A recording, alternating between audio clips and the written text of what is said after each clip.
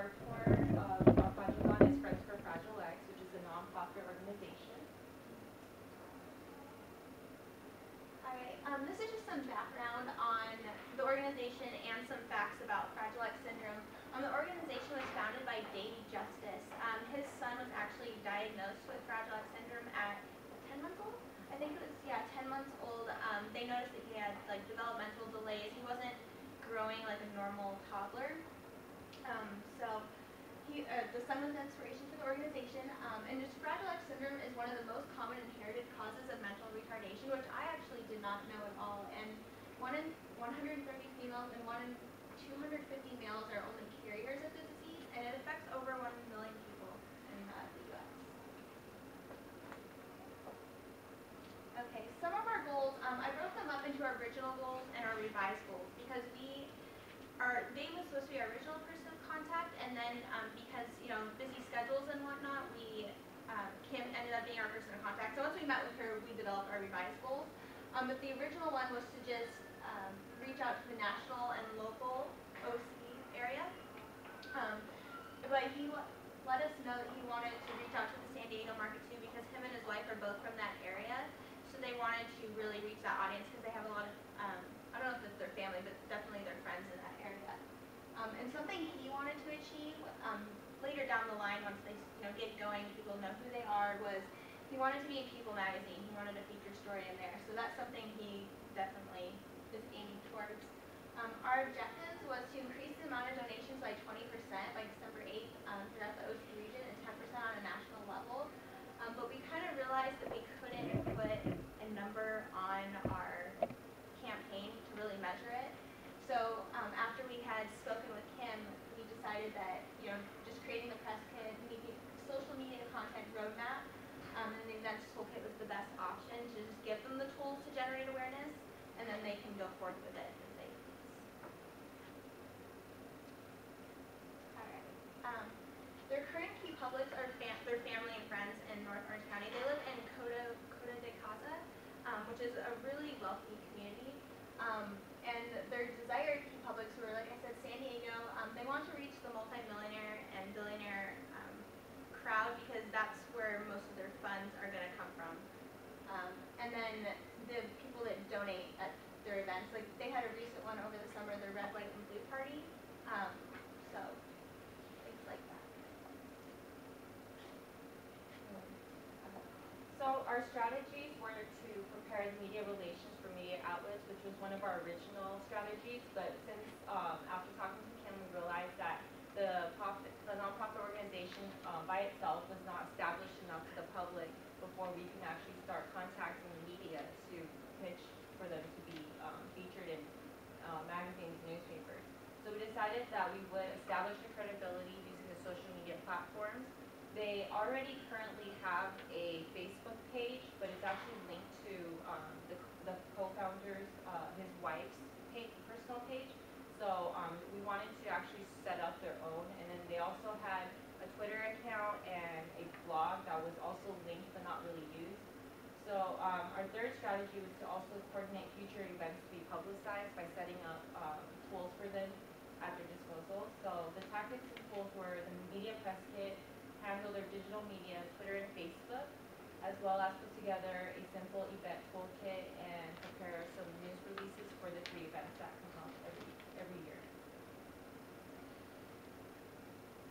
So for our first consultation, we tried to set up a meeting in August.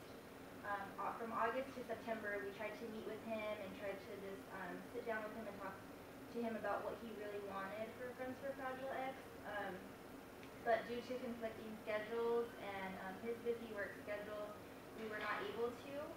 So we did everything online, and what he did is he just sent us a basic outline of what he wanted, which included the campaigns, the events through our toolkit, and the feature stories in the social media. Feature stories in the social media. So based off of the outline that he gave us, we started working on that. From the whole month of October, we just started, attacking it, and we started writing up the media alerts, just setting up the campaigns. And then the month of November, we wrapped everything up with the media campaigns, and we started up their social media. We set up a brand new Facebook page for them, and we set up a profile for him as well, for Dave Justice, so that he can be linked to the organization. And we also set up a Twitter page. So through that, we just were working on that the whole month of November. And then December, just wrapping everything up and just trying to finish it up for him.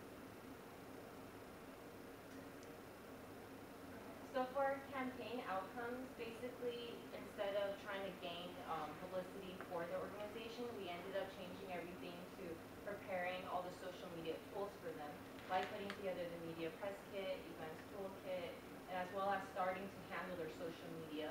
There was some issues with the social media, mainly because at the beginning he was really positive about giving us his account and letting us handle everything. Then halfway through, he kind of just said, you know what, I think it's better that you guys start everything fresh, and we had too much stuff from before that was linked to our private accounts. So we actually started our social media campaign kind of late into the semester, but even with that, we were able to generate some follow-up with our Twitter account. So obviously our big goal was to raise awareness, and in order to do that, we really felt like we needed to become aware ourselves and educate ourselves on Fragile X. So during that time that we were having schedule conflictions, we really prepared by buckling down and researching about Fragile X. And not only researching about the facts, but also researching the personal story of our client, and researching their blog, so we could really understand on a personal level what this organization is all about. So with that, we were able to create a media kit, our social media outlets such as Twitter and Facebook, event kits. And so a lot of the way we could measure our success was through qualitative research. And so we did that, and then we also could measure our success through a quantitative matter, and that is when Twitter came into play and Facebook. But mainly Twitter, and I really feel like we did generate awareness by gaining 38 followers in the short amount of time that we had the Twitter account being able to be up and run. So I feel like we did generate the awareness in that way, and I feel like Fragile X will generate even more awareness when they take the tools that we gave them, and they can take that to the next step in the following months when they have their events in 2012.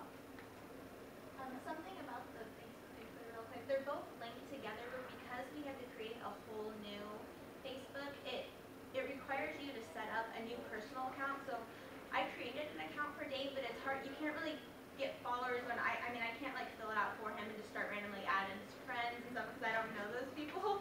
So that was a major obstacle for the Facebook as well. But We pretty much just set it up for him, so yeah. it's easier. We were in contact with Kim the whole time, and she said that it's probably better to just set everything up for him so he can go in and change a lot of the stuff. So even for some of our media alerts and the news release for some of the events that came up, like the wine tasting, she actually suggested that we just provide like a template because he actually didn't want to publicize some of the events, and she thought that it's better to provide more stuff for them and let them choose which stuff they felt was more important. So we actually even, both like collected a list